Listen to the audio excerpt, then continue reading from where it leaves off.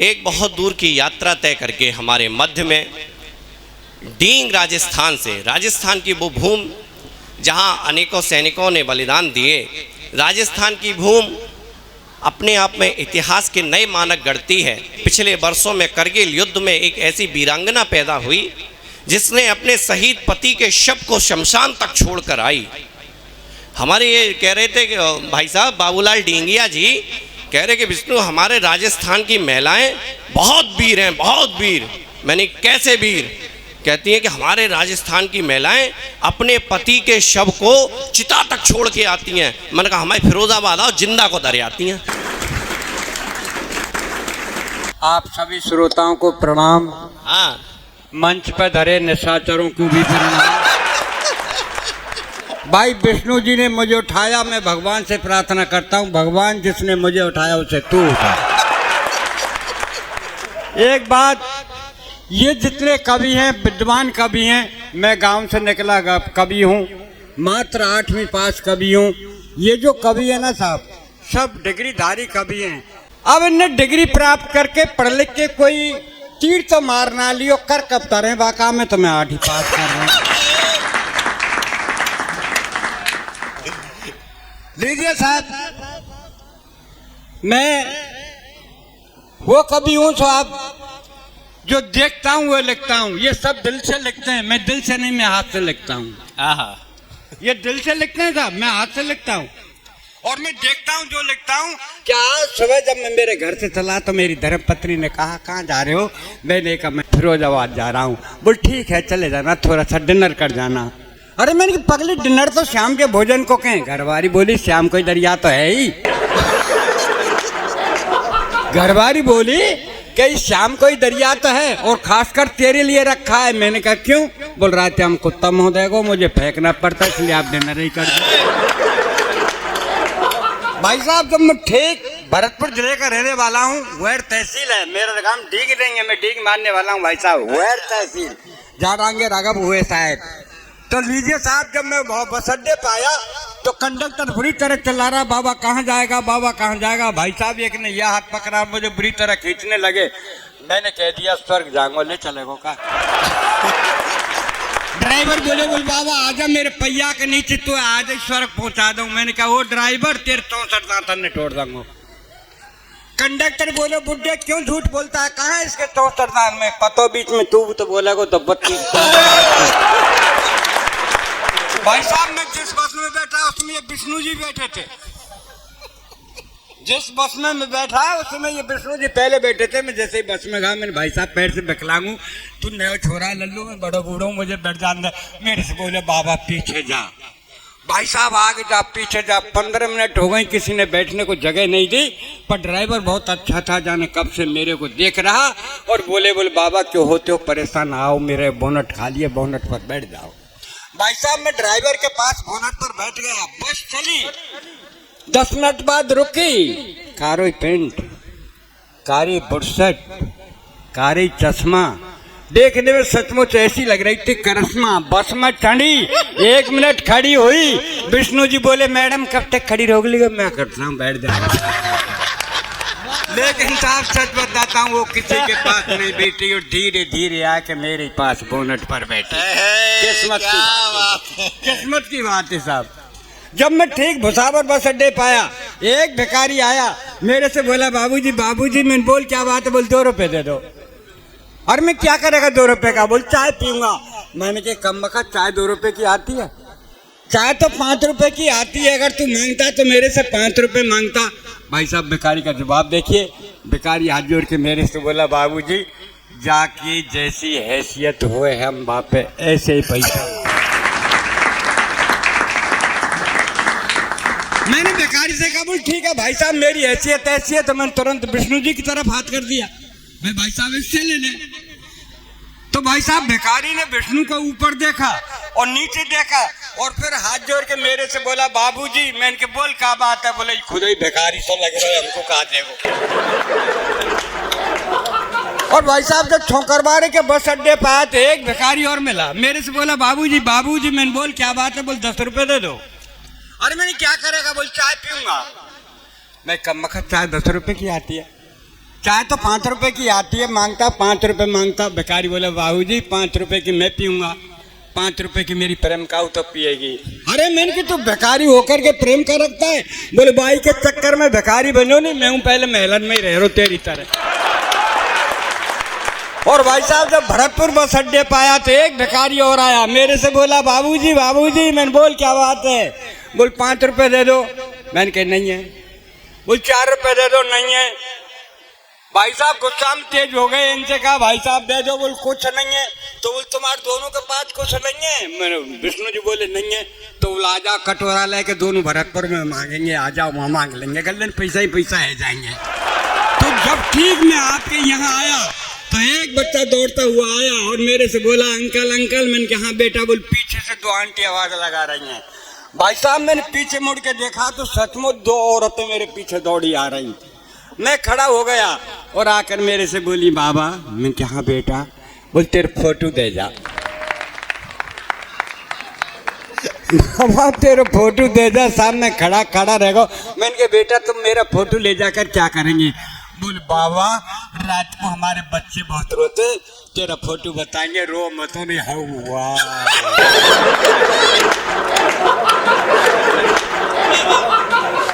और भाई साहब जब थोड़ा और चल के आया तो आपने फिरोजाबाद में मुझे किसी ने नजर उठा करके नहीं देखा, एक डॉक्टर साहब ने जरूर देखा। डॉक्टर साहब बोले बाबा कहाँ के हो? मैंने की राजस्थान का। मैं कहाँ जा रहे हो? मैंने की जैन समाज कब सम्मेलन कर रहा है, उस कब सम्मेलन में जा रहा हूँ। बोला आप कवि हो? मैंने कहा जी हाँ। बोला आप क्या कवि हो? आप क्या कब तक पढ़ोगे? आप तो बीमार हैं। अरे मैं डॉक्टर साहब मैं बीमार नहीं हूँ। अरे बोल मैं डॉक्टर हूँ, मेरा विश्वास कर, आप में खून नहीं है, आप खून चेक करा लो। मैं डॉक्टर साहब जब खून ही ना है तो चेक क्या करा? अरे बोला अपना ब्लड प्रेशर चेक करा लो। मैं डॉक्टर साहब जब ब्लड ही नहीं है तो प्रेशर कहाँ से होगा? और ब्लड प्रेशर के बारे में मैं खूब जानता हूँ। जब मैं हाई स्कूल में पढ़ता था मेरा ब्लड हाई था, एंटर किया तो मध्यम रह गया। और मैं डॉक्टर साहब जादन ते घरवारी आई वादन ते लो चल रहा है। फिर भी साहब डॉक्टर साहब ने सिरिंज उठाई मेरे लगाई। 10 मिनट बाद डॉक्टर साहब के पसीना में डॉक्टर साहब क्या हुआ? बोल खून नहीं मिले। मैंने उस सिरिंज को तोड़ा और मैंने कहा डॉक्टर साहब आपके बजाय तो हिंदुस्तान के मच्छर अच्छे हैं, जहाँ मुझे काटते हैं वो तुरंत खून निकालते हैं। हिंदुस्तान के मच्छर अच्छे हैं, जहाँ मुझे काटते हैं तुरंत खून निकाल लेते हैं। मैं उस डॉक्टर की रचना पढ़ रहा हूँ कि मरीज का दाहिना पैर कटना था, डॉक्टर साहब ने बायां पैर काट दिया। कि एक मरीज की अंतिम टल रही थी घड़ी, एक मरीज की अंतिम टल रही थी घड़ी, डॉक्टरों की भीड़ घेरे खड़ी। तो डॉक्टर साहब मरीज से बोले बोल भैया तेरी अंतिम इच्छा वो तो बता जा। मरीज बोला डॉक्टर साहब मेरी अंतिम यही इच्छा कि मेरी जगह तू मर जा। मरीज बोला वो डॉक्टर साहब मेरी अंतिम यही इच्छा कि मेरी जगह तू मर जा। तो डॉक्टर साहब हो गए नाराज। मरीज बोला हुजूर आप क्यों होते नाराज? मेरी विनती पे दीजिए ध्यान, आप तो इस कलयुग के साक्षात भगवान। डॉक्टर बोला कैसे? मरीज बोला ऐसे कि चौराहे पर हुई हत्या को आप आत्महत्या में लिख सकते हैं। आए हाय हाय वाह वाह क्या व्यंग है, वाह। चौराहे पर हुई हत्या को आप आत्महत्या में लिख सकते हैं और दाहिने पैर की जगह आप बाएं पैर को काट सकते हैं। तो क्या डॉक्टर साहब मेरी जगह आप नहीं मर सकते हैं? और मेरे भाई साहब विष्णु जी कह रहे थे कि पता नहीं अगले साल जाने रचना पढ़े या ना पढ़े, दुबला है पतला है कमजोर है। भाई साहब समझे ये ओज के कवि है, ये कब सम्मेलन में गए, इनकी धर्म पत्नी इनसे भूल भैया देकर के कब सम्मेलन सुनने चली गई। ये विष्णु जी वोज के कवि थे, इन्होंने साहब कविता पढ़ना शुरू किया। वोज के तो वीर रस की बात करते हैं, तो इन्होंने पढ़ना शुरू किया कि हम धरा बदल देंगे, हम गगन बदल देंगे। श्रोतान में तिनके घरवाली ठाड़ी है कि बोली वो रंदा चड्डी बनान बदले थे 15 दिन है जो तू का धरा गगन ने बदलेगो। इसलिए साहब अपन तो आज के कभी हैं, आज की बात करते हैं। मेरी घरवाली ने कही कि बोल तेरी उम्र 60 साल की है गई, या हाथ से लिखना बंद कर दे। तो मैंने कही क्या लिखूं? बोले वोज लिख। मैंने कही मुझ में बोझ ना है तो वोज क्या लिखूंगा? अरे बोल श्रृंगार लिख। मैंने कही भगवान ने मल्लू कोई ना बनाओ तो श्रृंगार क्या लिखूं? बोल गीत लिख, मैंने कहा गीत नहीं लिखूं। बोल क्यों? मैं कि मेरे देश में साहब ऐसे ऐसे गीत चले थे साहब, जो देश में बंटाढार कर दिया गीतों ने। वास्तव में सच कह रहा हूं, जब मैं छोटा था मेरे बाबा कहते बेटा गीत गा, तो मैं गीत गाता, काना बरसाने में आ जाइयो बुला गई राधा प्यारी, काना बरसाने में आ जाइयो बुला गई राधा प्यारी। और आज मेरे नाती से कहूँ बेटा गीत गा, बताए क्या गाता है? सर काले खटिया जाड़ो लगे, जाड़े में बलमा प्यारो लगे। कोई गीत है साहब? ये गीत है, समझ लो तू ना मिली तो हम जोगी बन जाएंगे।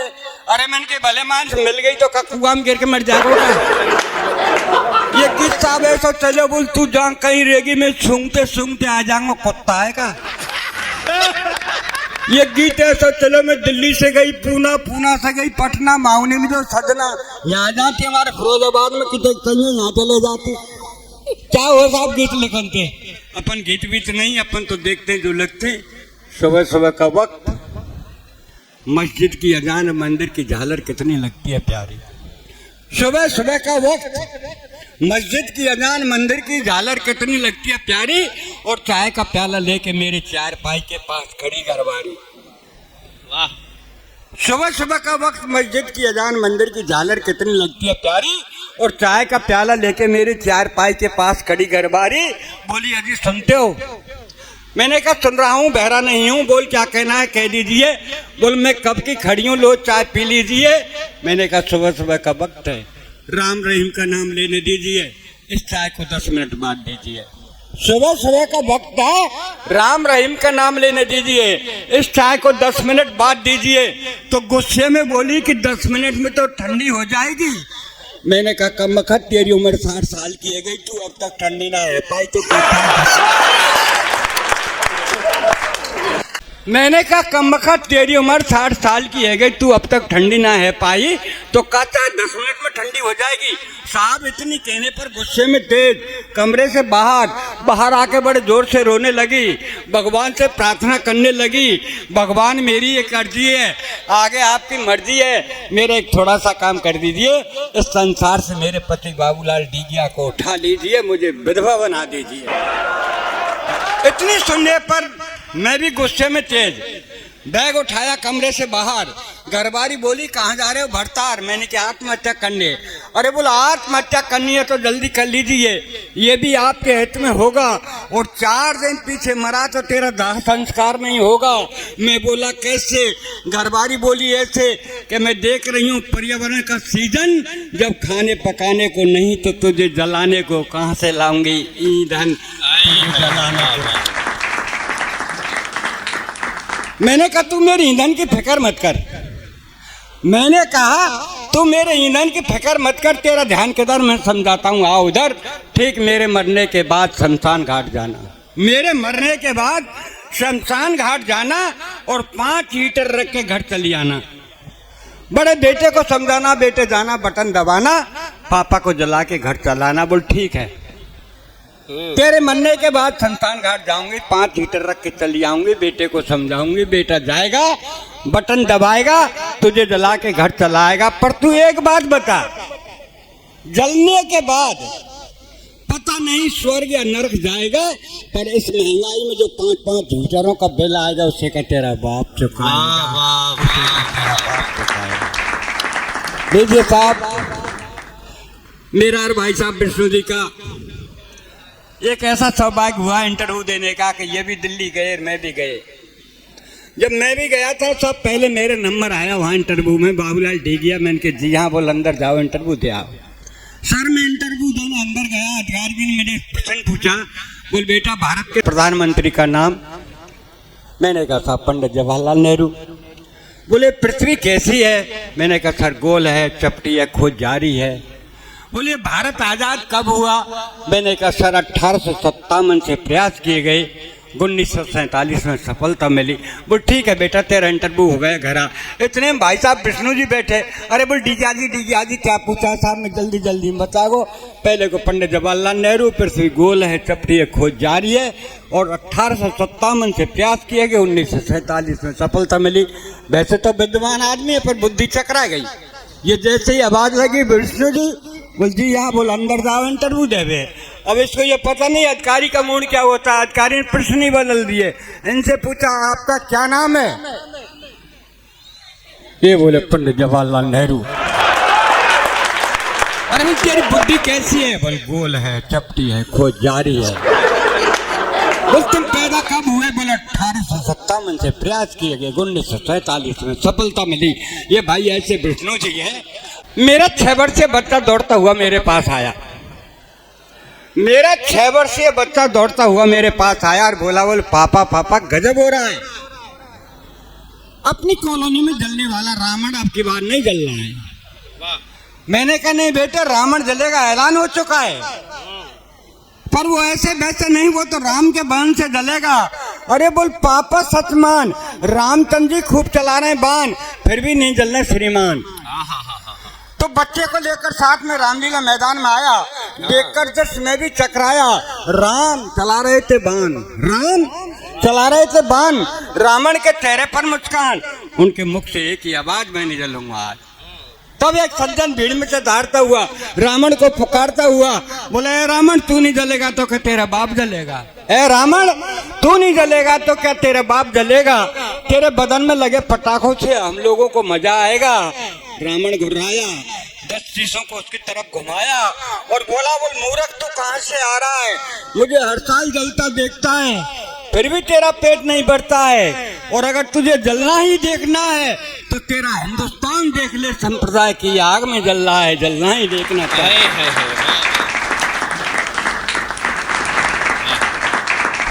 वाह वाह। तब सीढ़ियों का लेकर सहारा में ऊपर तक चढ़ा और धीरे से रावण के कान में कहा कि भैया रावण जल जाओ, ये जनता परेशान है, दिल मत दुखाओ। रावण बोला, मुझे बेवकूफ मत बनाओ, आप अपने घर जाओ। मैं बोला क्यों? रावण बोला, यूं का अध्यापक परीक्षार्थी परीक्षाओं के समय में, रोडवेज वाले शादियों के दिनों में, सूरज हमेशा सर्दियों में, बिजली वाले गर्मियों में, ये वक्त आने पर नहीं मानते। ये एक साल में 4-4 बार करते हैं, इसलिए दशहरे का दिन आज हम भी हड़ताल करते हैं। वाह वाह वाह। वो मैंने कहा भैया तेरा मांग पत्र हो तो मुझे बताओ, मैं रामचंद्र जी से आपका समझौता कराता हूँ। कि रामचंद्र जी से मेरा समझौता, मानव है, मानवता आपकी जात है, मुझे राम से नहीं राम के भक्तों से शिकायत है जो बिना कारण मुझे हर साल जलाते हैं।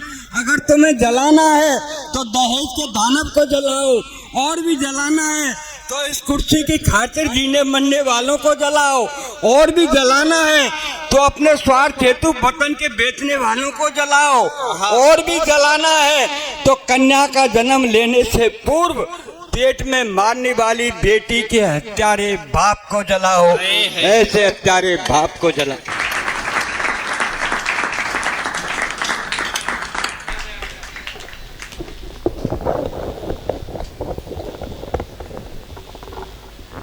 अम्मा अम्मा कहाँ जा रही हो? किधर इशारा कर रही हो? कविता इधर हो रही है, आप इशारा इधर कर रही हो। बहुत ज्यादा आपका वक्त नहीं लूंगा, इतनी माताएं बहनें बैठी है, मैं आपको प्रणाम करता हूँ। मैं आपके लिए आया हूँ, ये तो हमें रोज मिलते हैं। अच्छा, ये तो हमारे बिरादरी के हैं। अच्छा, अब से सब आ गए क्योंकि दूध खत्म हो गया अब। हाँ, और दूध पे बेई टूट रहे हैं जिन्होंने ढंग से अपनी माँ का दूध नहीं पी पाया। बहुत खूब, बहुत खूब। क्या बात है। आप तो बहुत अच्छे लोग हैं, क्या कमाल के लोग हैं, तब से हंसी नहीं रहे थे। नहीं, तुम तो हमसे कुछ भी कहो विष्णु, मैं तुमसे कुछ कह ही नहीं सकता। आपके जी। और मैं इसलिए नहीं कह सकता कि आप फिरोजाबाद के हैं, आप चूड़ियां पहनाते हैं, आपने कई किसी पुरुष को चूड़ी दे दी तो। और दूसरी बात, फिरोजाबाद आपका है, शहर आपका है, नगर आपका है, मोहल्ला आपका है, और अपने मोहल्ले में तो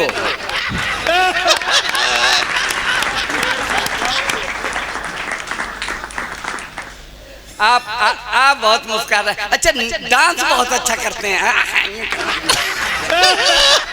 अच्छा, डांस मैं भी करता हूँ, नाचता मैं भी हूँ, लेकिन मंच पे नहीं, मैं अपनी पत्नी की अंगुली पे नाचता हूँ। हाँ, टाइम मत खराब करो, वो आपका तो वैसे ही टाइम कम है।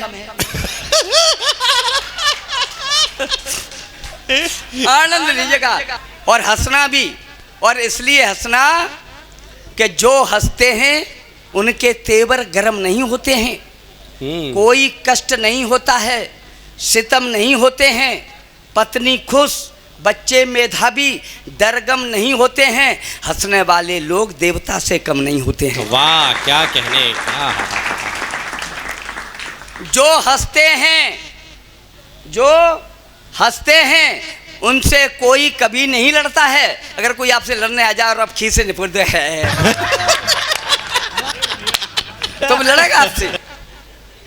जो लड़ते हैं उनसे कोई कभी नहीं लड़ता है। हंसने वाला व्यक्ति कभी बीमार नहीं पड़ता है। वाह। हंसते नहीं जो लोग कभी, सुनना, हंसते नहीं जो लोग कभी बर्बादी हो जाती है। और कुआरे अगर हंसे तो जल्दी शादी हो जाती है। क्या कहने। इसलिए बेटा हंसो, तुम जरूर हंसो। देखो आ गया बेटा, हाँ जल्दी शादी चाह रहा है। कुआरे अगर हंसे तो जल्दी शादी हो जाती है। खिलखिल करते रहते, अब सुनना बहन जी, खिलखिल करते रहते उनका मुखमंडल खिलता है। तो मैंने प्रीति जी ने पत्नी के ऊपर कितनी कितनी अच्छी जे गृहिणी है, क्या बढ़िया का बिछुआ नाम के बिछुआ। और वो मेरी तो पत्नी ऐसी है, सच कहता हूँ, कितनी भी ज्यादा घर में भरियो चीज कोई, पर हर चीज हमें नेक नेक देती है। बाज आ गया हूँ मैं तो पत्नी की आदतों से, हमको हर एक चीज छेंक छेंक देती है। प्रेम ब्रेम जाने नहीं, ऐंठती है रस्सी जैसी, मांगने पे रोटियां भी फेंक फेंक देती है। और उससे तो ज्यादा मेरी भैंस वफादार है, जो सुबह शाम दूध हमें रैक रैक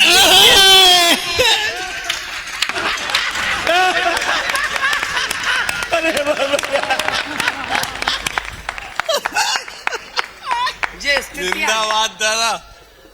आप ऐसे ही हंसते रहिए, मुस्कुराते रहिए, आप तो बहुत मजेदार लोग हैं। है ना, ठीक है ना। दोबारा मैं तो सप्लीमेंट्री में पास हुआ हूँ आज तक, लेकिन ये बताओ इस बात की गारंटी क्या है कि दोबारा तो भाई समझ में आ ही जाएगा।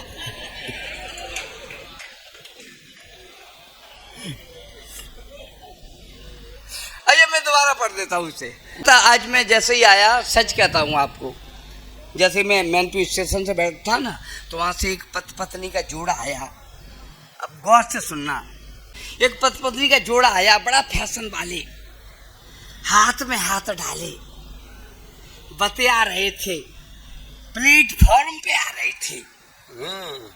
आके सीट के पास होकर उदास, चारों तरफ नजर डाली, एक बूढ़ी अम्मा की बगल में सीट थी खाली। बाबूजी ने उन्हें खसका दिया, अपनी पत्नी को बिठा दिया। बूढ़ी अम्मा ने पूछा, बेटी कहाँ से आई हो, कहाँ जाओगी, क्या हमें बताओगी? लड़की ने बड़े नक्शे से कहा, माँ जी पियर से आ रही हूँ, ससुराल को जा रही हूँ।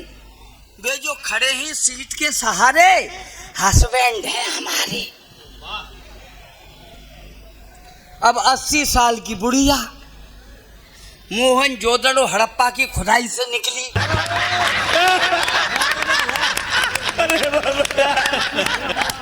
उर्दू के जमाने की, जिसे ढंग से हिंदी भी नहीं आती थी, उससे अंग्रेजी बोल रही है। वे जो खड़े हैं सीट के सहारे हस्बैंड है हमारे। बुढ़िया ने सोचा, हाथ में हाथ डाल के आई है तो जरूर ये इसका भाई है। वाह वाह वाह वाह वाह। हाथ में हाथ डाल के आई है तो जरूर ये इसका भाई है। दोनों प्यार से रहते होंगे। हस्बैंड अंग्रेजी में भाई से कहते होंगे। हस्बैंड अंग्रेजी में भाई से कहते होंगे। पूछने लगी, नैना साहब पूछने लगी, बेटा एक तो साथ लाई हो और पियर में कितने हस्बैंड छोड़ आई हो?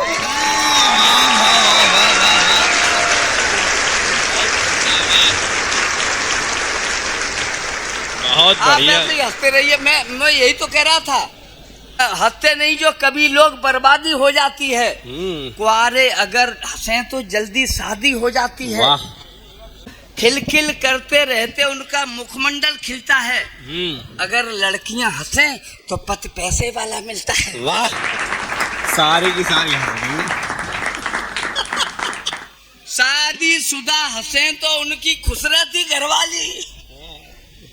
शादीशुदा हंसे तो उनकी खुश रहती घरवाली। अरे घरवाली को छोड़ो, उनकी खुश रहती है साली। वाह। दोनों उसे खिलाती खाना बजा बजा कर ताली। और जीजा गाल फुलाए तो साली देती है गाली। सही, मैं तो सही बता रहा हूँ। मैं पहली बार ससुराल गया था अपनी, तो मैं प्रिंसिपल था।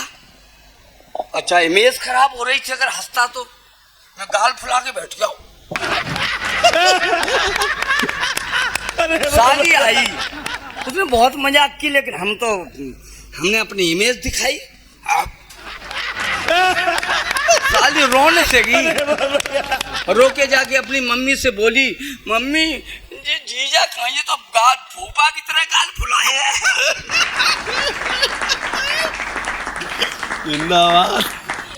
घरवाली को छोड़ो, उसकी खुश रहती है साली। दोनों खाना उसे खिलाती बजा बजा कर ताली।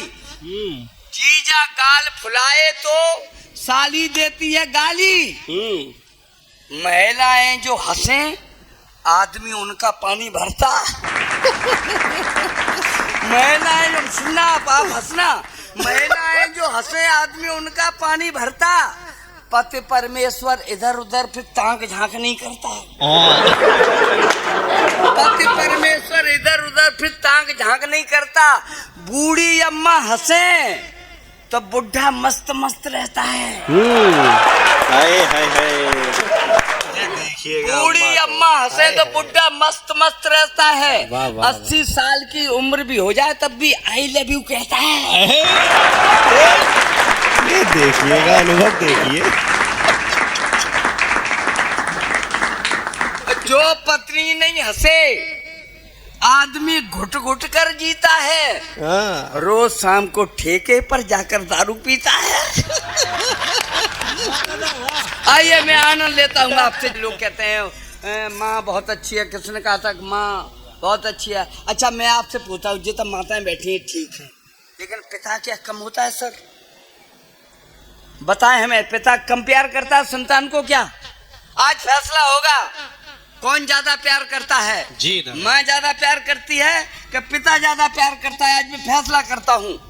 सपोज करें एक पिता बाजार जाए और उसका बेटा यह कहे, पिताश्री मेरे होमवर्क की कॉपी खत्म हो गई है, एक कॉपी लेते आना।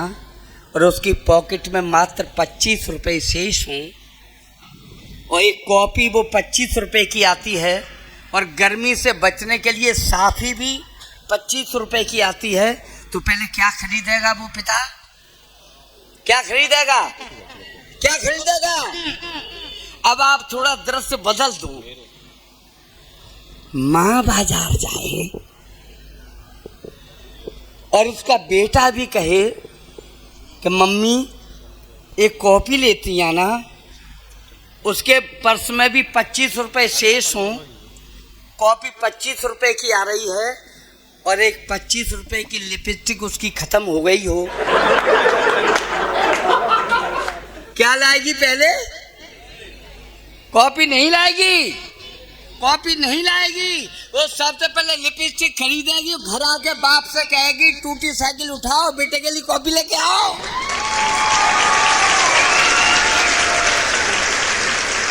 आप भी तालियां बता रही हैं, मैं सही कह रहा हूँ।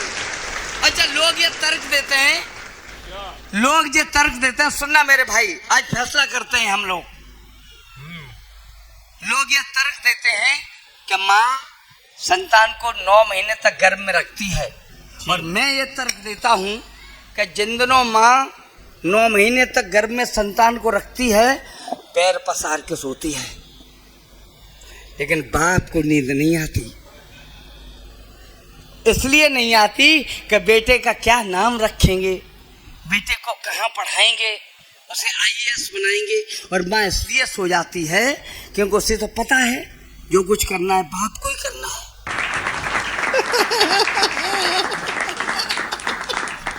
मैं गलत कह रहा हूँ सर? सही कह रहा हूँ? सुनिए पंक्तियां मैं सुनाता हूँ आपको, अगर बात अच्छी लग जाए तो मुझे आशीष दे देना, माताएं भी दे देना, मैं सिद्ध करता हूँ।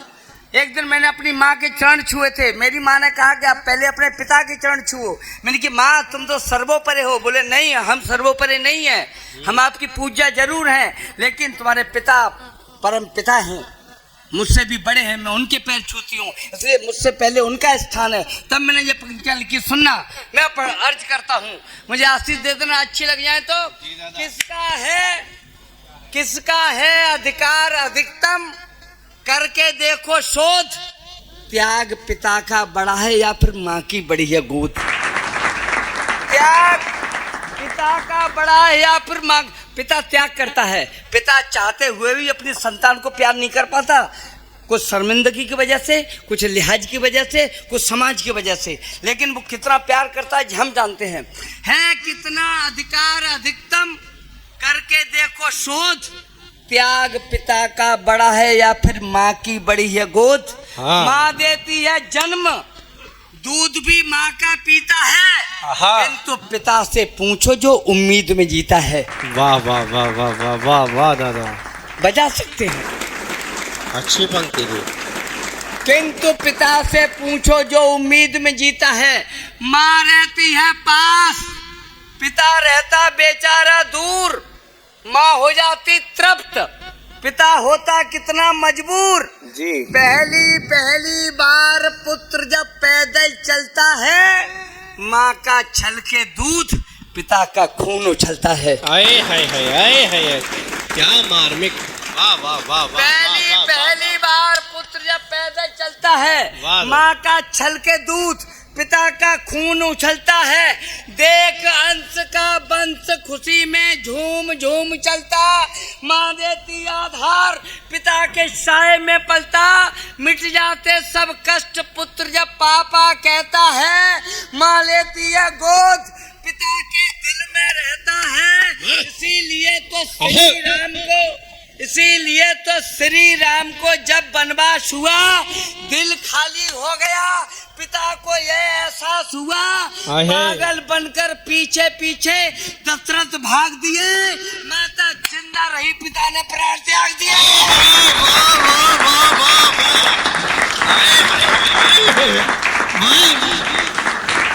वाह वाह वाह वाह वाह वाह वाह।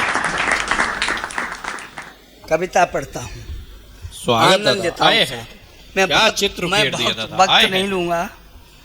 देश की ऐसी ऐसी स्थितियां हैं साहब, कहाँ से उजागर करूं, कहाँ से पढ़ूं। मैं तो हरिद्वार गया था एक दिन, सही बता रहा हूँ आपको, हरिद्वार में गया अपने पिताश्री की अस्थियां विसर्जन करने। एक आश्रम में घुस गया, एक बाबा थे महर्षि, बड़ी बड़ी दाढ़ी, लोग उनसे आशीर्वाद ले रहे थे। वाह। वहां थे, तमाम आशीर्वाद ले रहे थे। कोई कह रहा था बेटा बाबा मेरे बेटे की नौकरी लग जाए, कोई कह रहा था बाबा मेरा धन संपत्ति आ जाए, कोई कहता था बाबा मेरा व्यापार चल जाए, कोई कह रहा था बाबा मुझे सट्टे का नंबर बता दो। अच्छा मैं भावुक हो गया, मैं सच बता रहा हूँ आपको, मैं भावुक हो गया। मैंने बाबा जी के चरण छू लिए,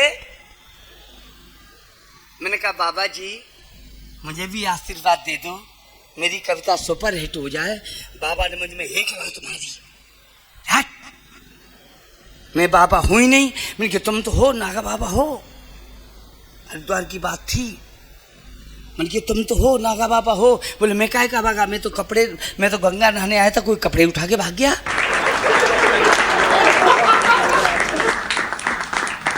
उस देश में कहाँ से कविताएं पढ़े। आइए मैं पढ़ता हूँ कविता, सुनिएगा। वो मैं सुना रहा था कि हमारे नगर में तीरंदाज जैन साहब रहते हैं, साहब आनंद रहना। तो तीरंदाज जैन, ऐसे ही नाम तो रखा नहीं होगा तीरंदाज जैन, आगे तीरंदाज तो होंगे ही। इसमें कोई है तो नहीं। तो एक दिन में उन्हें बुखार आ गया साहब, और थोड़े हल्के बीमार पड़ गए। तो यमराज जी उनके घर आ गए। यमराज ने कुंडी खटखटा दी। बहन जी, बोले ये तीरंदाज जी का घर है क्या?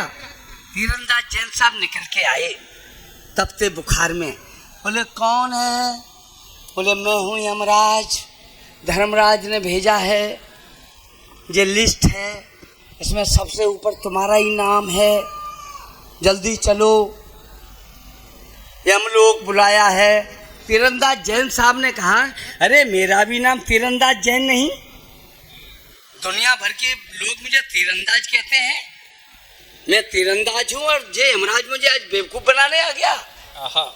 यमराज जी से कहा, अरे यमराज साहब आइए चाय तो पी लो तब चलते हैं। यमराज जी को लेटा लिया। जैन साहब तो थे ही आपकी तरह, घर में पूंजी कमी नहीं थी, खाने पीने की कमी नहीं थी, अखरोट बादाम पिस्ता सब लेके मार रख दिया। और यमराज को हराम का माल मिला तो ज्यादा खा गए, नींद आ गई, सो गए। तीरंदाज जैन साहब ने वो पर्ची निकाली, साहब सुनना, वो पर्ची निकाली और उन्हीं की कलम निकाली और ऊपर से नाम काटा तीरंदाज जैन का। बोले ले, और सबसे नीचे लिख दिया तीरंदाज जैन और रख दी उसी जेब में। बोले अब ले चल, तेरी औकात है तो ले चल। तीरंदाज यमराज जी जगह थोड़ी देर में। बोले जैन साहब आपने हमारी बहुत अच्छी सेवा की है, अब हमारा भी कुछ फर्ज बनता है, अब हम लिस्ट ऊपर से नहीं नीचे से वाह वाह वाह वाह वाह वाह वाह वाह वाह वाह। तो ये स्थिति है। अम्मा हंस रही, हमारे ऐसे ही हंस रही कि अम्मा हाँ अम्मा हमारी आज हमें अपनी अम्मा की याद आ गई, सच कहता हूँ। वो मैं तो एक दिन आया था भिंड से, दादा भिंड से कवि सम्मेलन से आया, सच बता दूँ आपको ये बात, भिंड से जैसे ही कवि सम्मेलन से आया तो वहाँ कुछ बंदूक वाले आ गए, मैं गाड़ी लेके आया, कुछ बंदूकधारी आ गए। बोले इधर आओ। मैंने कहा क्या है? कि लिफाफे लाओ। मैंने कहा तुम्हें कैसे पता है लिफाफे हैं? कि कवि सम्मेलन तो हमने ही कराया था। हमने कहा भैया कवि सम्मेलन तुमने कराया था, जब तुमने लिफाफा दिया है तो अब ले क्यों रहे हो? बोले देखो जब कवि सम्मेलन कराया था तो वो हमारा नैतिक धर्म था और ये हमारा कर्म है। हमने कहा भैया कर्म है तो फिर लीजिए लिफाफा। सबसे पहले एक कवित्री बैठी थी, नाम था शीला। उन्होंने कहा ए कवित्री जला लिफाफा। लिफाफा लेके पूछा तुम्हारा नाम क्या है? उसने कहा शीला। बोले शीला है नाम तुम्हारा? तुम्हारा नाम शीला है? तुम्हारा नाम शीला है? शीला है? लो अपना लिफाफा। हम तुम्हारा लिफाफा नहीं लेंगे, शीला तुम्हारी अम्मा का नाम था। मुझे अपनी अम्मा की याद आ गई। उसके बाद उसने मुझसे कहा कि ला लिफाफा। मैंने कहा लो। बोले तेरा नाम क्या है? मैंने कहा वैसे नाम आम से क्या रखना, वैसे तो मुझे तो हमारा वैसे ही ऊपर का नाम लोग लेते हैं राजयोगी, वैसे बचपन का नाम मेरा भी शीला ही है।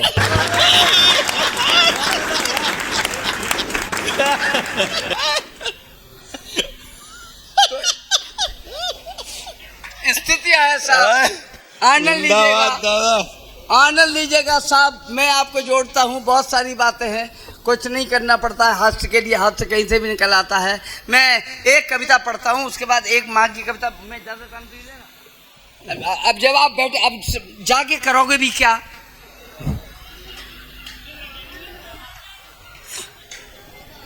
अब सवेरे ही जाना, क्यों रात में परेशान करोगे? और मैं श्राप देता हूँ, आप घर, अगर आप घर जाएं तो आपके घर के दरवाजे बंद मिले। हाँ घर वाले यहीं बैठे हैं।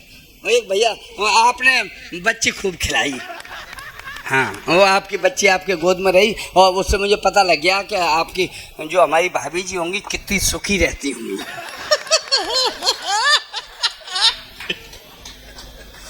ऐसा मैं भी ऐसा ही हूँ। हाँ बिल्कुल ऐसा होना चाहिए, ऐसा होता नहीं है तो बड़ा गड़बड़ हो जाती है। है ना।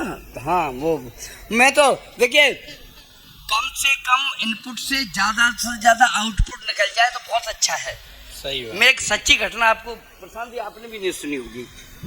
मैं था और लटूरी भाई, लटूरी लट का आपने नाम सुना होगा। हम दोनों लोग उज्जैन गए थे कवि सम्मेलन में, और कवि सम्मेलन से निकल के हम दोनों लोगों के लिफाफे उसमें रह गए कमरे में।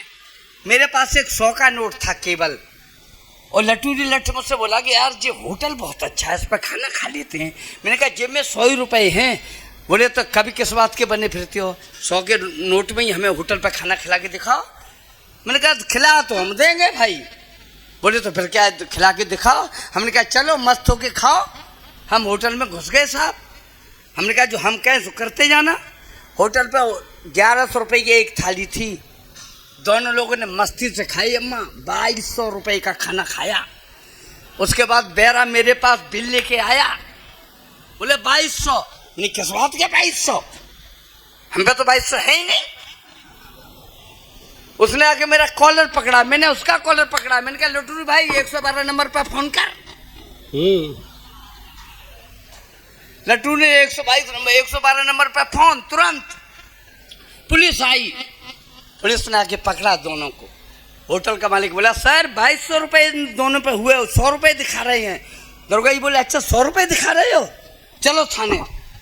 हम दोनों को थाने लेके चल दिए। होटल से जैसे ही बाहर भी निकले हमने कहा दरोगा जी क्या करोगे, 100 रुपये लो हमें छोड़ दो। उन्हें 100 रुपये लियो, हमें छोड़ दिया।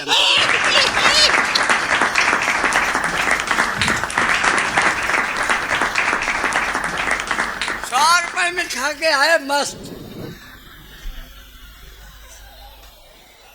हाँ ये 100 रुपया भी बहुत अच्छा है। जो ये कहाँ है विष्णु भाई, बहुत होशियार आदमी, सच कहता हूँ इतने होशियार आदमी। मेरे को फोन किया इन्होंने आधी रात पे 12 बजे। बोले विनोद राज योगी क्या कर रहे हो। अब मैंने बताऊं मैं रात के 12 बजे क्या कर रहा हूँ। सो ही रहे होंगे रात के 12 बजे, आदमी क्या कर सकता है बताओ। मैंने कहा तुम बताओ तुम्हें काम क्या है, मैं क्या कर रहा हूँ इससे तुम्हें क्या लेना देना, तुम ये बताओ काम क्या है। बोले फिरोजाबाद आना है। हमने कहा फिरोजाबाद आ जाएंगे, शर्त एक ही है चूड़ियाँ मत पहनाना हमें। वैसे मेरे पास बहुत सी कविताएं मैं आपको सुना सकता हूँ। एक कविता हल्की सुनाता हूँ साहब, देश की स्थिति परिस्थिति सुनाता हूँ आपको। उसके बाद एक माँ की कविता सुनाऊंगा, मैं अपना स्थान लूंगा। वैसे मैं सवेरे तक पेमेंट भर लेता हूँ, सवेरे तक कविताएं पढ़ता हूँ। ऐसे ही आप विनोद राजयोगी यूट्यूब चैनल सब्सक्राइब कर लेना, उस पर आराम से सुनना। करोड़ों लोग सुन रहे हैं, आपकी सुनना मस्ती से सुनिएगा। एक लावारिस लाश जी, एक लावारिस लाश सड़क पर पड़ी थी। उसे घेरे हुए जनता खड़ी थी। भीड़ आ रही थी, जा रही थी, पहचान नहीं हो पा रही थी। वाह। भीड़ आ रही थी, जा रही थी, पहचान नहीं हो पा रही थी। उसकी पहचान के लिए एक कुत्ता लाया गया जिसका नाम खालिक था। उसके साथ उसका एक मालिक था। उस कुत्ते का नाम खालिक था, उसके साथ उसका एक मालिक था। मालिक ने कहा खालिक जाओ और सूंघ कर बताओ मरने वाला कौन था। यह देखकर सारा जनसमूह मौन था। खालिक गया, उसने लाश को सूंघा और सूंघ कर नट गया। 20 कदम पीछे हट गया, फिर 2 कदम आगे बढ़ा और पेट के बल सड़क पर गिर पड़ा। प्रशांत भाई सुनो, लाश को सूंघा, सूंघ कर नट गया, 20 कदम पीछे हट गया, फिर 2 कदम आगे बढ़ा, पेट के बल सड़क पर गिर पड़ा। मालिक ने कहा हुजूर अगर मरने वाला कोई देशभक्त होता तो हमारा कुत्ता जोर जोर से रोता। अगर मरने वाला कोई देशभक्त होता तो हमारा कुत्ता जोर जोर से रोता। नेता के लिए जोर जोर से भौंकता, मंत्री के लिए अपना माथा ठोंकता, किसान के लिए अपनी जमीन सूंघता, अध्यापक के लिए बैठकर ऊँघता, विद्यार्थी के लिए कुछ नहीं बोलता, मजदूर के लिए अपना पेट टटोलता, अधिकारी के लिए गर्दन बड़ी कर लेता, पुलिस वाले के लिए पूंछ खड़ी कर लेता, कलाकार के हाथ चाट लेता, देशद्रोही की गर्दन काट लेता, लेकिन यह लाश कुत्ते को नहीं भा रही है, इसमें रिश्वत की बू आ रही है। वाह वाह वाह वाह। यह लाश कुत्ते को नहीं भा रही है, इसमें रिश्वत की बू आ रही है, इसलिए इसने इसे सूंघ कर नट गया, 20 कदम पीछे हट गया, 2 कदम आगे बढ़ा है और पेट के बल सड़क पर गिर पड़ा है। इसका मतलब खाने पीने का कोई लफड़ा है जिसका संबंध सड़क से जुड़ा है। वाह वाह। यह कोई खाने पीने का लफड़ा है, अब पंक्तियां उठा लेना साहब जी। यह कोई खाने पीने का लफड़ा है जिसका संबंध सड़क से जुड़ा है। आदमी भ्रष्ट है, मक्कार है, मरने वाला पीडब्ल्यूडी का ठेकेदार है। वाह वाह वाह वाह वाह वाह वाह वाह वाह वाह वाह वाह। आइए मैं एक कविता माँ के लिए पढ़ता हूँ, उसके बाद अपना स्थान लेता हूँ। सुने जी, स्वागत है एक दादा। पढ़ता जी। बहुत ज्यादा। अब आपको कहीं नहीं जाना है, मुझे भी कहीं नहीं जाना है जी, और आपको भी कहीं नहीं जाना है, हम और आप। सुने,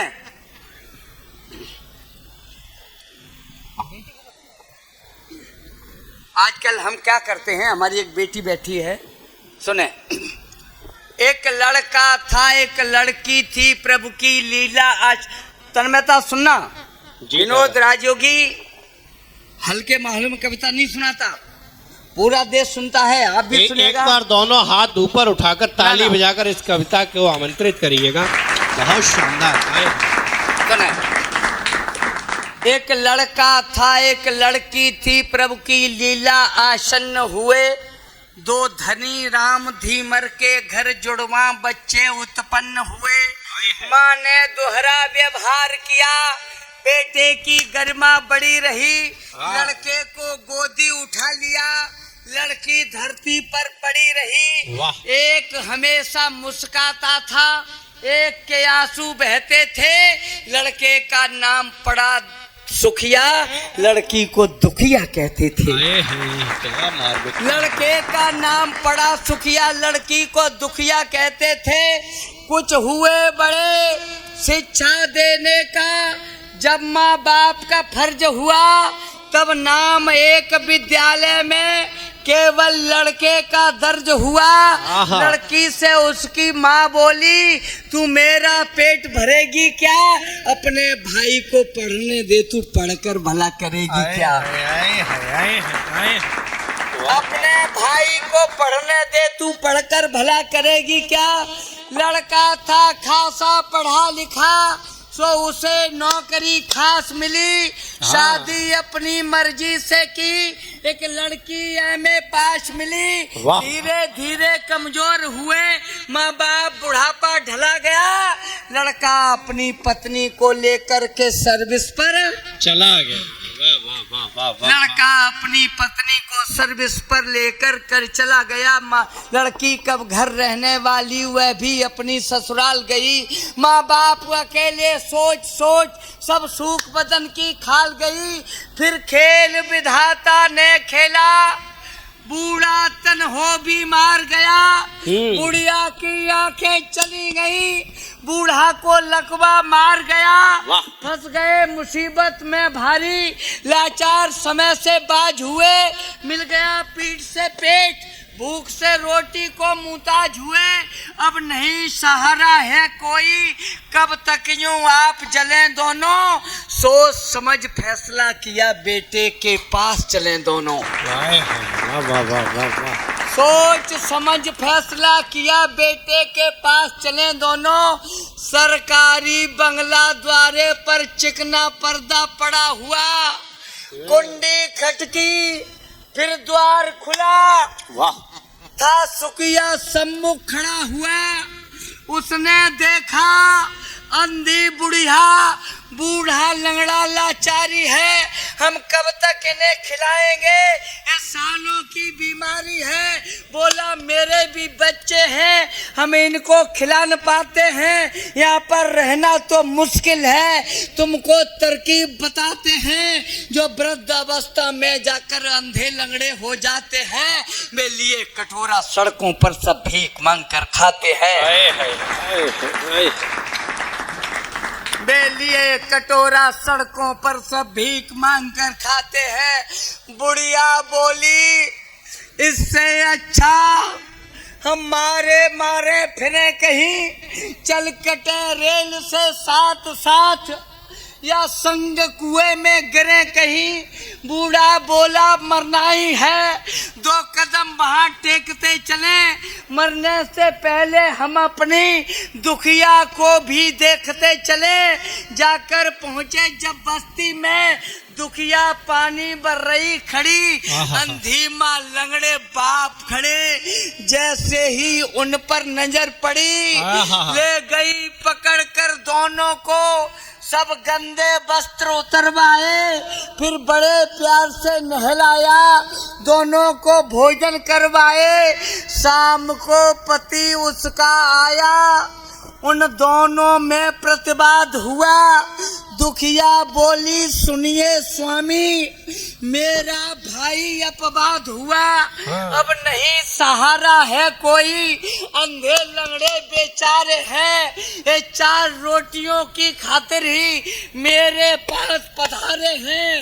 जो चाहो हमें सजा दे दो, हम करती अगर जो खता है आप हमारे परमेश्वर, तो ये भी जन्म देवता। वाह वाह वाह वाह वाह वाह वाह वाह वाह वाह, शानदार। हे आप हमारे परमेश्वर, तो ये भी जन्म देवता है।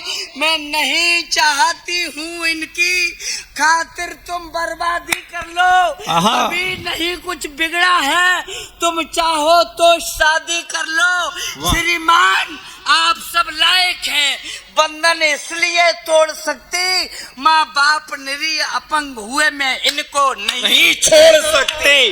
जिंदाबाद, वाह। माँ बाप निरीह अपंग हुए मैं इनको नहीं छोड़ सकती। फिर अस्पताल ले गई उन्हें, फिर अस्पताल ले गई उन्हें, मर्जी से स्वयं निकलवा दी।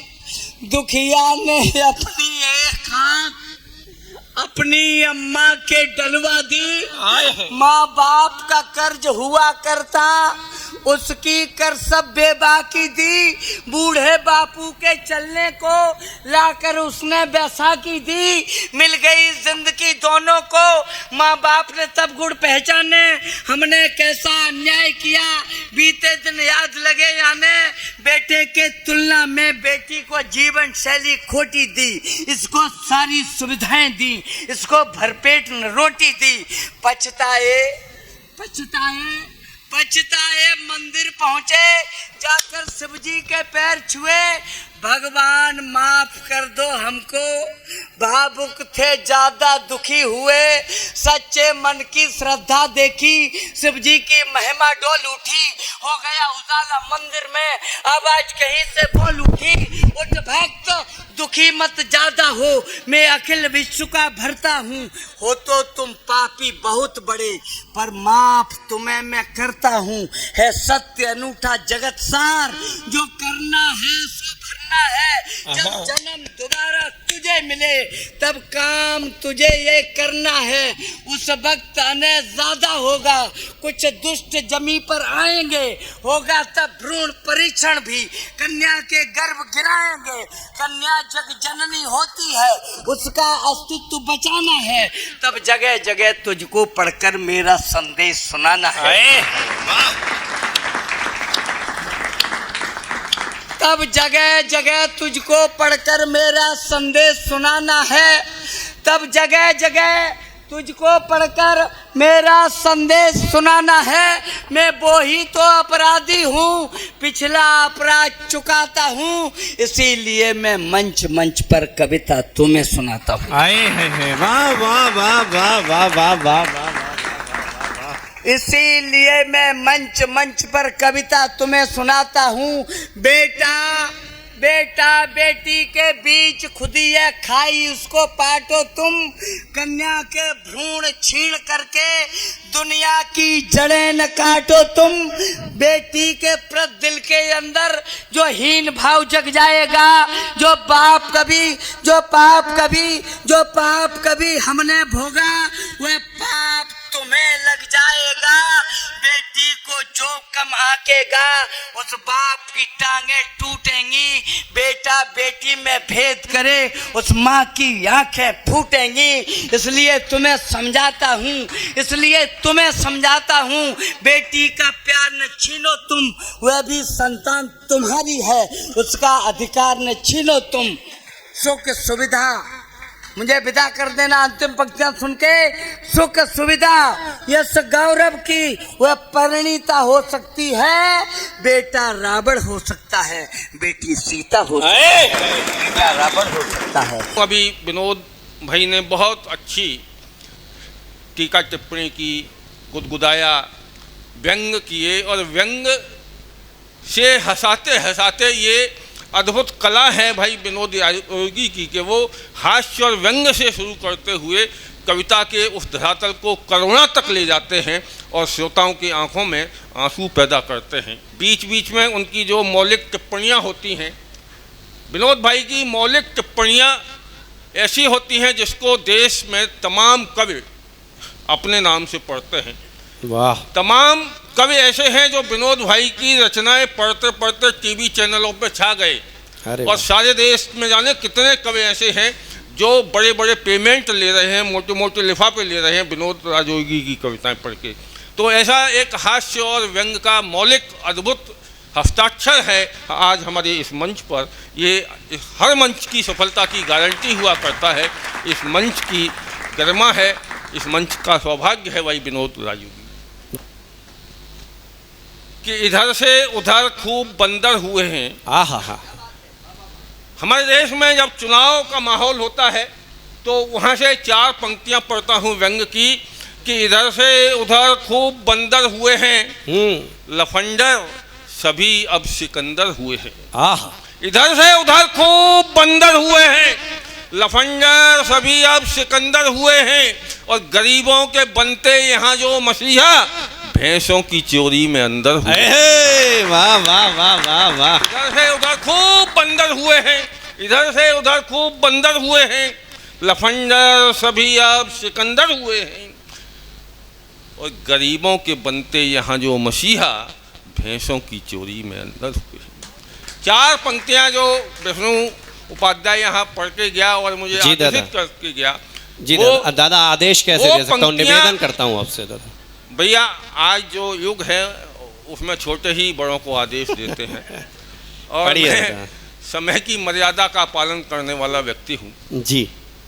हमारे समाज में जो इन दिनों स्थितियाँ बिखरी हुई हैं, उन विसंगतियों के नाम जो चार पंक्तियाँ लिखी मैंने अभी विष्णु ने सुनाई, सारे देश के मंचों पर वायरल हो रही हैं इन दिनों, कि अब कहाँ कोई नसीहत देखता है, अब कहाँ कोई नसीहत देखता है, बस इरादे और नीयत देखता है। इस तरफ तो गिन रहा है बाप सांसें, उस तरफ बेटा वसीयत देखता है। वाह वाह। तब एक 2-2.5 मिनट का व्यंग गीत पढ़ के मैं अपना स्थान लेना चाहता हूँ। जी दादा स्वागत है जी। कि पूजा घर में सूनापन है। आहा वाह वाह वाह वाह वाह वाह वाह वाह। पूजा घर में सूनापन है, भीड़ भाड़ मैखाने में। आए है। पूजा घर में सूनापन है, भीड़ भाड़ मैखाने में, आगे अभी और क्या होगा, लग जाए आग जमाने में। आए है वाह। पूजा घर में सूनापन है, वाह। भीड़ भाड़ मैखाने में, आगे अभी और क्या होगा, लग जाए आग जमाने में। और स्थितियाँ क्या हैं हमारे देश की, हमारे समाज की, कि चारों ओर अंधेरा है। वाह। चारों ओर अंधेरा है, दिखता नहीं सवेरा है। चारों ओर अंधेरा है, दिखता नहीं सवेरा है, अंधा सूरज लगा हुआ है अपना द्वार सजाने में। है वाह वाह अंधा वाह वाह वाह वाह वाह, लगा हुआ है लगा हुआ है अपना द्वार सजाने सजाने में, लग जाए आग जमाने में। और दूसरी स्थिति यह है कि आंखें दिखा रहा हर प्यादा, आहा विधवा सी घूमे मर्यादा। वाह आंखें दिखा रहा हर प्यादा, विधवा सी घूमे मर्यादा। सच्चाई तो कैद है जैसे रोगी पागल खाने में। आहा वाह वाह वाह वाह वाह वाह वाह, सच्चाई तो कैद है जैसे। सच्चाई तो कैद है जैसे रोगी पागल खाने में, लग जाए आग जमाने में। और उल्टी सी हर एक कहानी, आहा सांसें मांग रही हैं पानी। वाह उल्टी सी हर एक कहानी, सांसें मांग रही हैं पानी।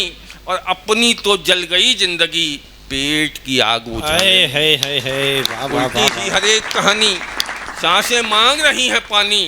अपनी तो जल गई जिंदगी, पेट की आग बुझाने में, लग जाए आग जमाने में। वाह हमें जिन्होंने पाला पोसा, वाह हमें जिन्होंने पाला पोसा, हमने उनको जी भर कोसा। वाह हमें जिन्होंने पाला पोसा, हमने उनको जी भर कोसा।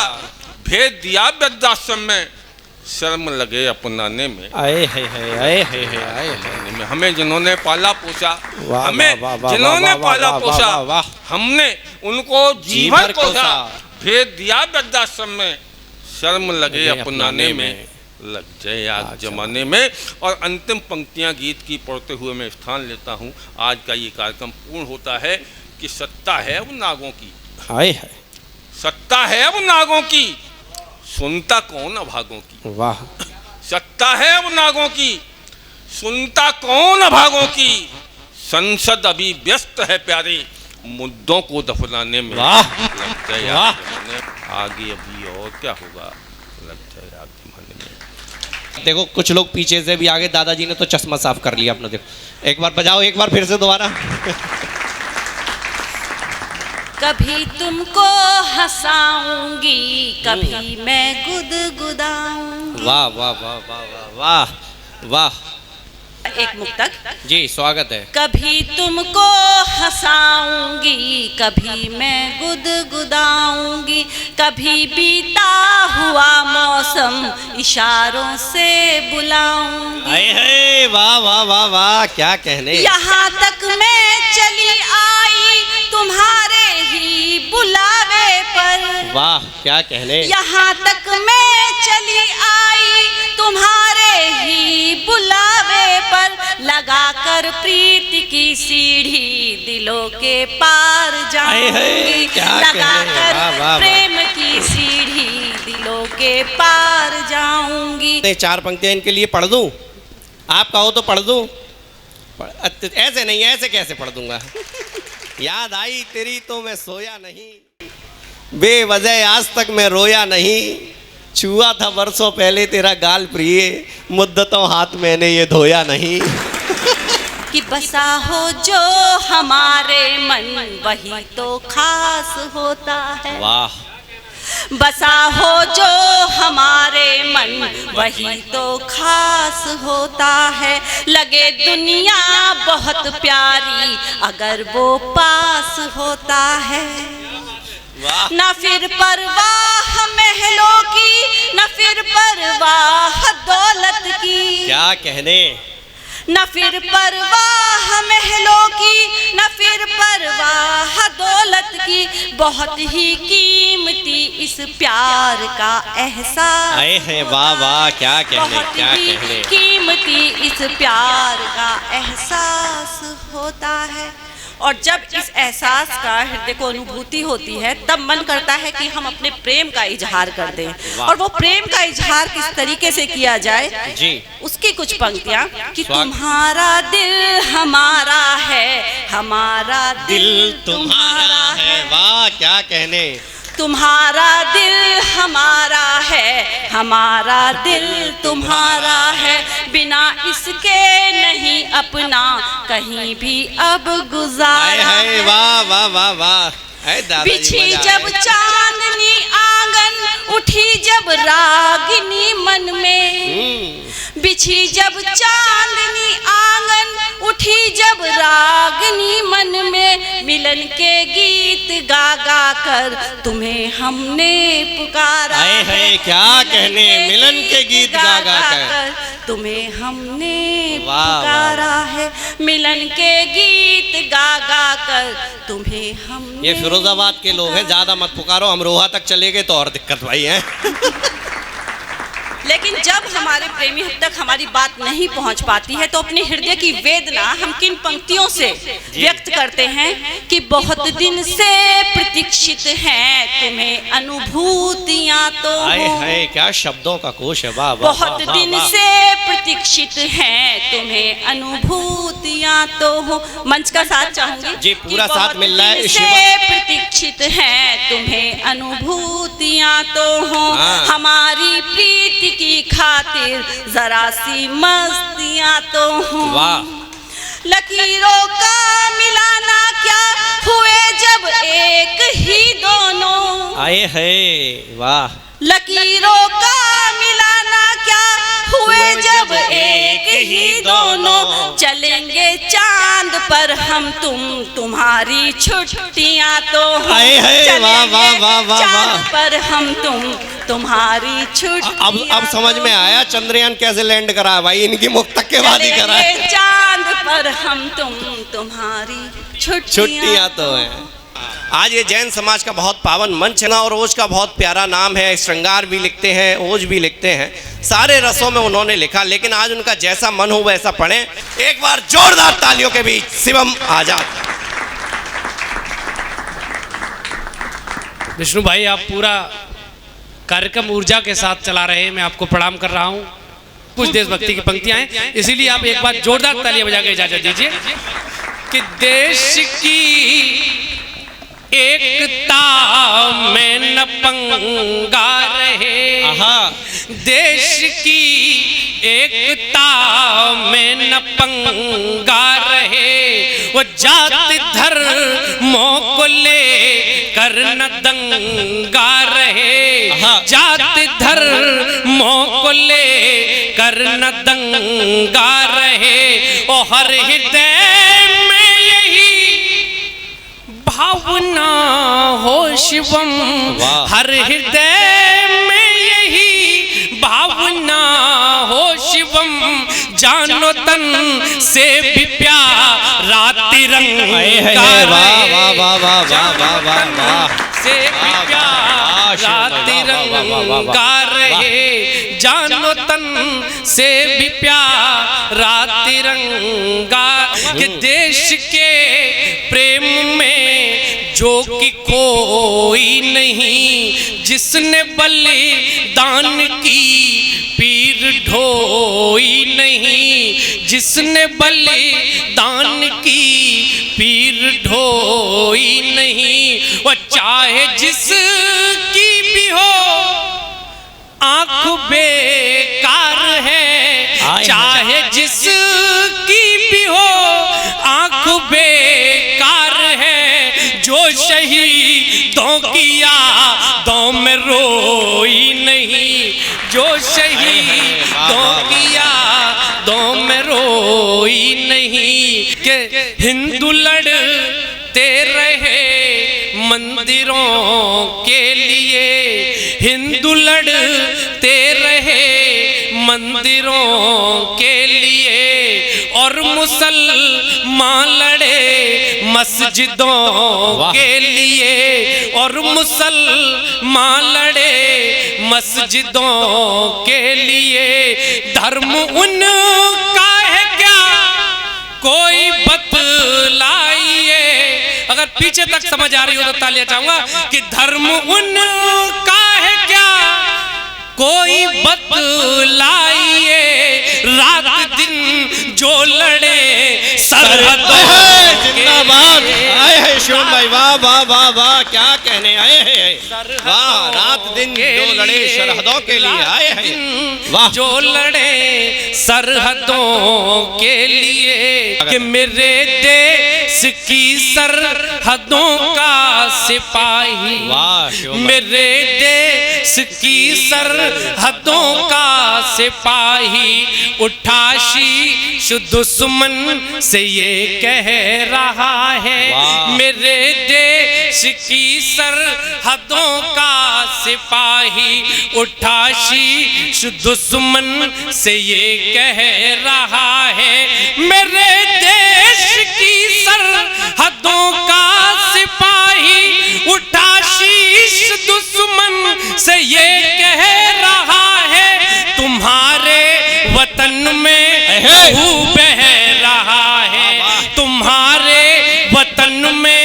लहू बह रहा है, हमारे लहू में वतन जिंदाबाद शिवम भाई, वाह वाह वाह, क्या कहने, वतन है शानदार। कि ये सच है तुम्हारे ही घुसपैठियों से, हमारा तो गुस्से में तन जल रहा है, ये सच है तुम्हारे ही घुसपैठियों से, हमारा तो गुस्से में तन जल रहा है, ये सच है तुम्हारे ही घुसपैठियों से, हमारा तो गुस्से में तन जल रहा है, हमारा तो केवल ये तन जल रहा है, हमारा तो केवल ये तन जल रहा है, तुम्हारा तो पूरा जिंदाबाद शिवम भाई, वाह वाह वाह वाह वाह वाह वाह वाह। शिवम भाई, निश्चित रूप से सौभाग्य मानिए, प्रशांत दादा का आपको आशीर्वाद मिला है, कविता हो गई भाई। एक बार शिवम आजाद के लिए जोरदार ताली बजा दी। मैं वाह शिवम भाई वाह। ये विष्णु भाई ने कहा है, लेकिन मैं ये बात नहीं कहना चाहूंगा कि आज मुझे एक ऐसे कविता के व्यक्तित्व का आशीर्वाद मिला है इन पंक्तियों पर, पहली बार ही मिला है यकीनन। अगर वो किसी पंक्ति पर अपनी लाल पेन रखते हैं तो दुनिया में कोई रचनाकार उसे सही नहीं कर सकता, अगर वो किसी पर नीली पंक्ति लिखते हैं तो कोई उसे गलत नहीं ठहरा सकता। वो आपके जनपद के इसी सिकोहाबाद के रहने वाले हैं, इसके वरिष्ठ कवि। मैं चाहता हूँ प्रशांत उपाध्याय जी के लिए जोरदार। वाह भाई वाह शिवम, क्या कहने। मैं इसका अंतिम मुक्त के वो भी सुना दूं? बिल्कुल सुना दो शिवम जी देखिए, मन से सुनने लोग सुनाओ। आपको अच्छा लग रहा है? सुना दूं लास्ट पंक्तियां? एक बार ताली बजाकर बताओ भाई। देखिए सुनिए कि भले पार सीमा के आतंकियों से, सुनिएगा कि देश में जो हमारा पड़ोसी है वो इतना कितना नीचे है, उसे किस तरीके से जवाब दें कि भले पार सीमा के आतंकियों से हमारे चमन का अमन ढह रहा है, भले पार सीमा के आतंकियों से हमारे चमन का अमन ढह रहा है, भले पार सीमा के आतंकियों से हमारे चमन का अमन ढह रहा है, हमारा तो केवल अमन ढह रहा है, हमारा तो केवल अमन ढह रहा है, तुम्हारा तो पूरा वतन ढह रहा है, वतन ढह रहा है, वतन ढह रहा है। कविता को तो नई चेतना तीर्थंकर महावीर मिटा दो, जनमानस की पीर मिटा दो, जनमानस की पीर मिटा दो, जनमानस की पीर मिटा दो, जनमानस की पीर। चल रहे हैं दौर बिस्के देवता के आवरण में, चल रहे हैं दौर बिस्के वाह देवता के आवरण में, और रात की काली घटा है भोर के पहले चरण में, वाह। और देश का दुर्भाग्य इससे क्या बड़ा तुलसी लिखेगा, कि देश का दुर्भाग्य इससे क्या बड़ा तुलसी लिखेगा, साथ देते हैं जटायु आज के सीता हरण में। वाह वाह वाह। देश का दुर्भाग्य इससे क्या बड़ा तुलसी लिखेगा, साथ देते हैं जटायु आज के सीता हरण में। और दो चार शेर दे रहा हूं गजल के, देखें, गजल की बात नहीं हुई तो व्यंग में देखें कि गांव की वीरान गलियों को रवानी चाहिए, गांव की वीरान गलियों को रवानी चाहिए, और फाड़ कर कोहरे की चादर धूप आनी चाहिए, फाड़ कर कोहरे की चादर धूप आनी चाहिए। और भागता है क्यों युवा, मैदान से रोको उसे। भागता है क्यों युवा मैदान से रोको उसे, हाथ में है डिग्रियां नई जिंदगानी चाहिए, हाथ में है डिग्रियां नई जिंदगानी चाहिए। और स्टेज पर विशेष ध्यान चाहूंगा कि आपके भाषण से भीगे कल सभी अखबार तक, आपके भाषण से भीगे कल सभी अखबार तक। बूंद के प्यासे हैं हमको नल से पानी चाहिए, बूंद के प्यासे हैं हमको नल से पानी चाहिए। और खेल सारा चल रहा है, देश की स्थिति पर व्यंग कर रहा हूं कि खेल सारा चल रहा है कागजों पर आजकल, खेल सारा चल रहा है कागजों पर आजकल। योजनाएं कुछ जमी पे भी तो आनी चाहिए, योजनाएं, बात अच्छी लगे जरा खुल के बोलो, योजनाएं कुछ जमी पे भी तो आनी चाहिए। और कौन है बीमार तपन गांव है कि अस्पताल, कौन है बीमार तपन गांव है कि अस्पताल। गांव है तो फिर दुआई मांगी जानी चाहिए, गांव है तो फिर दुआई मांगी जानी चाहिए। और लड़कों और जितने भी यहाँ जो लोग भूतपूर्व और नए पुराने जो भी बैठे हुए हैं वो सारे एक बहुत अच्छी तरह से बात सुन लें, इस भ्रम के चक्करों से दूर हटिएगा कि उसने मेरे लिए अपने दिल को पत्थर बना के रखा है, बस मेरी यादों को ही जेवर बना के रखा है। और जिसे समझते हो तुम लड़की वो जादूगरनी है, जाने कितनों को कबूतर बना के रखा है। एक बार जोरदार तालियों के बीच दे अपने शहर की लाडली बेटी सृष्टि जैन। बिना मेहनत के मिल जाए उसे तकदीर कहते हैं, आहा, बिना मेहनत के मिल जाए उसे तकदीर कहते हैं। जिसे कोई न पढ़ पाए उसे तहरीर कहते हैं, जिसे कोई न पढ़ पाए उसे तहरीर कहते हैं। कि जिसने ज्ञान के, कि जिसके ज्ञान से कुछ भी अछूता है न दुनिया में, कि जिसके ज्ञान से कुछ भी अछूता है न दुनिया में, उसी को सर झुका कर हम यहाँ महावीर कहते हैं। वाह बेटा वाह, उसी को सर झुका कर हम यहाँ महावीर कहते हैं। हमारे माननीय मोदी जी ने पंच प्राण का उद्घोष किया था, मैं एक रचना उस पर रख रही हूँ और सभी से विदा चाहती हूँ, सुनिएगा जी।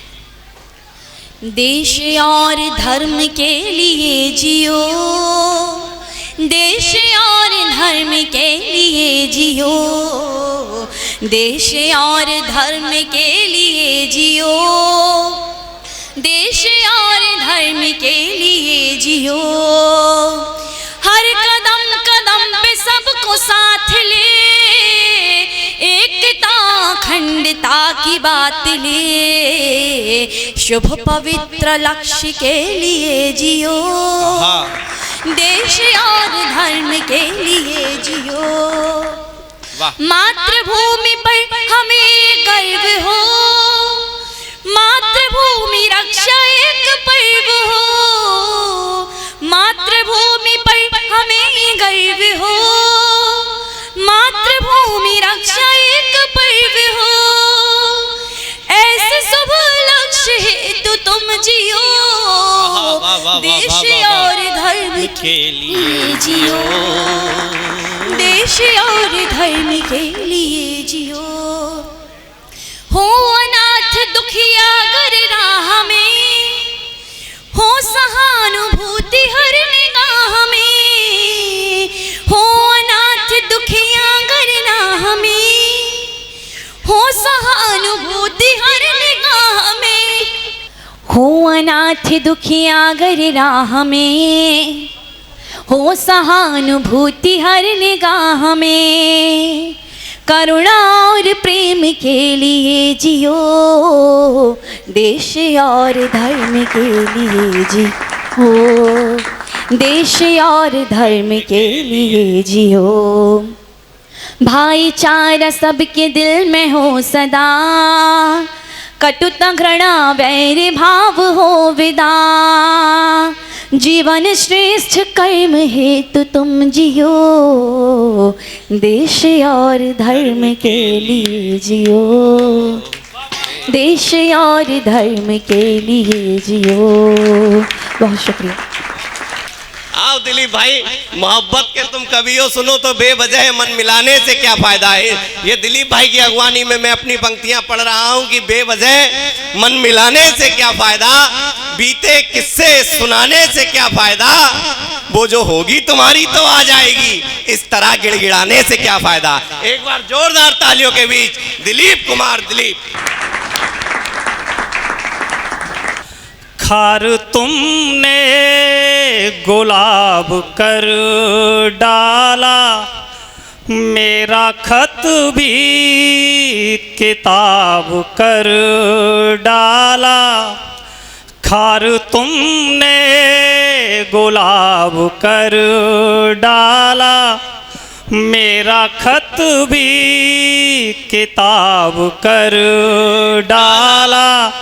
चूम कर ओठ से ये दरिया, तुमने पानी शराब कर डाला। यूं महकने लगेगी हर सांस भी, यूं महकने लगेगी हर सांस भी। पतझड़ों में खिलेगा मधुमास भी, यूं महकने लगेगी हर सांस भी। पतझड़ों में खिलेगा मधुमास भी। मिल जाए अगर जानकी सी प्रिय, मिल जाए अगर जानकी सी प्रिय, हमको स्वीकार है फिर तो बनवास भी। कि तन को श्वेत कमल लिख देता, तन को श्वेत कमल लिख देता, अधरों को संदल लिख देता। तन को श्वेत कमल लिख देता, अधरों को संदल लिख देता। और होती बस एक तस्वीर तुम्हारी, तुम पर एक गजल लिख देता। वाह वाह वाह वाह वाह, क्या कहने दिलीप भाई। 4 पंक्तियां देती हूँ। देश जब नित धर्म की ही नींव का बंधन करेगा, और नैतिकता समाहित हर हृदय नंदन करेगा। वाह। देश जब हित धर्म की ही नींव का बंधन करेगा, और नैतिकता समाहित हर हृदय नंदन करेगा। देश का उत्थान मस्तक तब स्वयं तुम देख लेना, देश का उत्थान मस्तक तब स्वयं तुम देख लेना। धर्म तब निज हाथ से ही भाल पर चंदन करेगा। वाह वाह वाह। धर्म तब निज हाथ से ही भाल पर चंदन करेगा। वाह। एक छंद देती हूँ आप सभी के सामने कि इस देश में अगर सभी लोग हम प्रेम से रहें तो क्या हाल होगा, और जो यहाँ पर अनैतिकता फैलाते हैं उनके लिए क्या प्रावधान होना चाहिए। सुनिएगा कि प्रेममय भाव से ही लोग यहाँ वास करें, ऐसी रीति नीति का प्रकाश होना चाहिए। और देश की अखंडता को खंड खंड जो भी करे, ऐसे उन दोषियों का नाश होना चाहिए। और चाहिए तो पापियों के पाप ना पनप सके, और चाहिए तो पापियों के पाप ना पनप सके, ऐसा कुछ प्रावधानी पाश होना चाहिए। और देश के विरुद्ध युद्ध मात्र सोच भाव से ही दुष्ट आताताई संत्रास होना चाहिए। वाह वाह वाह वाह वाह वाह वाह, बहुत अच्छे बहुत अच्छे बहुत अच्छे बहुत अच्छे। अरे ठीक है भैया, वीडियो चल रही है। एक छोटी सी रचना के बाद एक अपना एक गीत रखूंगी जो मैं यहाँ पर विशेष रूप से सुनाने आई हूँ कि हम सभी जानते हैं कि समय आज अच्छा है कल बुरा है। समय के ऊपर एक रचना रखती हूँ, सुनिएगा। कि समय का चक्र जीवन में सदा गतिमान रहता है, तुझे बढ़ना हमेशा ही यही एक बात कहता है। समय का चक्र जीवन में सदा गतिमान रहता है, तुझे बढ़ना हमेशा ही यही एक बात कहता है। सदा होता बड़ा मुश्किल समय को एक सा रखना, सदा होता बड़ा मुश्किल समय को एक सा रखना। सदा ही हार को पाना, हमेशा जीत को चखना। और निशा के घोर अंधियारे हमें जीना सिखाते हैं, निशा के घोर अंधियारे हमें जीना सिखाते हैं। कभी पहले नहीं देखा देखा वो मंजर भी दिखाते हैं। संवरता है तभी मानव थपेड़े वक्त के पड़ते, संवरता है तभी मानव थपेड़े वक्त के पड़ते, मुसीबत लाख फिर आए कभी फिर वे नहीं डरते। और जब वक्त के साथ चलोगे तो बढ़ोगे कष्ट को सहकर तभी खुशियां पुकारेंगी, बढ़ोगे कष्ट को सहकर तभी खुशियां पुकारेंगी। समय की ये परीक्षाएं निरंतर ही सवारेंगी, उगेगा भोर का सूरज अंधेरे को मिटाएगा, यही जीवन सफर तेरा तुझे आगे बढ़ाएगा, यही जीवन सफर तेरा तुझे आगे बढ़ाएगा।